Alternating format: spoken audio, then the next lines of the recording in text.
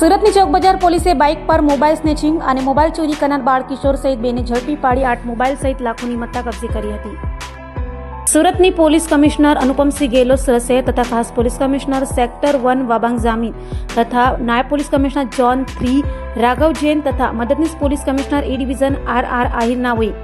EFIR પરથી police મથકમાં દાખલ થયેલ અનડિટેક્ટ ગુનાઓ શોધી કાઢવા અંગે પોલીસ ઇન્સ્પેક્ટર NG ચૌધરી નાઓને જરૂરી સૂચના અને માર્ગદર્શન આપ્યું હોય, જેને લઈ police sub inspector SI Makrani નાઓએ સર્વેલન્સ સ્ટાફના માણસોને EFIR પરથી દાખલ થયેલ ગુનાઓ ડિટેક્ટ કરવા બાબતે જરૂરી સૂચના તથા માર્ગદર્શન આપેલ, જે આધારે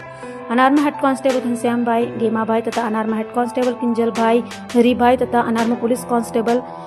જિગ્નેશભાઈ જેસંગભાઈ નાઓએ ટીમ વર્કથી ટેકનિકલ વર્કઆઉટ કરી ચોક બજાર પોલીસ સ્ટેશનમાં EFIR પરથી દાખલ થયેલ અનડિટેક્ટ ગુનાના કામે સ્નેચિંગમાં ગયેલ એક સફેદ કલરનો મોબાઈલ ફોન સાથે કિશોર સહિત બેને ઝડપી પાડ્યા હતા અને તેઓની ઝડપી લેતા વધુ 7 મોબાઈલ મળ્યા હતા, જેને લઈ પૂછપરછ કરતા કિશોર તથા પિન્ટુ રાજુ ત્રિવેદી સાથે મળી